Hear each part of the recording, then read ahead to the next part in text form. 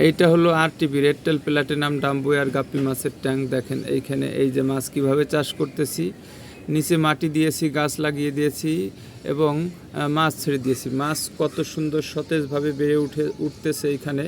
তো আমি আপনাদেরকে যে পরামর্শটা দেব সে পরামর্শ হলো, আপনি যদি মাছ চাষ করতে চান তাহলে আপনার ওই যে ওই বায়োফ্লক বা সবসময় দিয়ে মানে কারেন্ট খরচ করবেন তার কোনো প্রয়োজন নেই। গাছ দিয়ে রাখলে অটোমেটিকলি সার্কুলেশন সৃষ্টি হবে, যার কারণে মাছ অক্সিজেন পাবে এবং আপনি গাছ কিন্তু কন্টিনিউ বিক্রি করতে পারবেন এবং মাছও কন্টিনিউ বিক্রি করতে পারবেন। গাছ মাছ দুটোই একই সাথে বেড়ে উঠবে।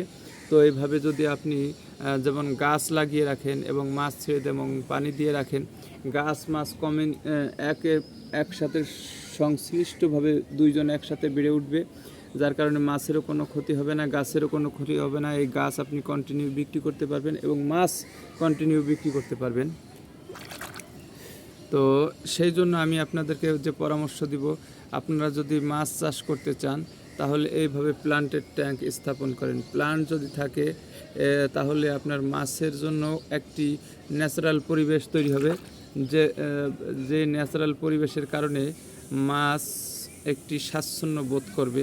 আপনি দেখেন নদী নালা খাল বিল হাওড় বাওড়ে সবসময় সব জায়গায় কিন্তু গাছ থাকে এবং কচুরিপানা থাকে, বিভিন্নই থাকে, যার কারণে মাছ একটা ন্যাচারাল পরিবেশ পায়। এখানেও একটা ন্যাচারাল পরিবেশে আছে।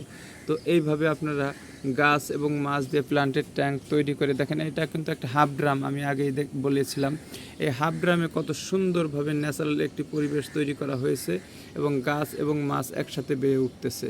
আমার এই ভিডিওটা যদি ভালো লেগে থাকে তাহলে লাইক কমেন্ট শেয়ার দিয়ে আমার পাশেই থাকুন এবং পাশে থাকা বেল আইকনটি বাজিয়ে রাখুন, যাতে করে নতুন কোনো ভিডিও ছাড়লে সবার আগে আপনার কাছে গিয়ে পৌঁছে যায়। আপনি যদি ফেসবুক পেজ থেকে দেখে থাকেন তাহলে আমার এই পেজটাকে ফলো দিয়ে রাখেন এবং একটা লাইক দিয়ে রাখেন, যাতে করে নতুন কোনো ভিডিও ছাড়লে সবার আগে আপনার কাছে গিয়ে পৌঁছে যায়। তো আজকের মতো এখানেই বিদায় নিব। আল্লাহ হাফেজ।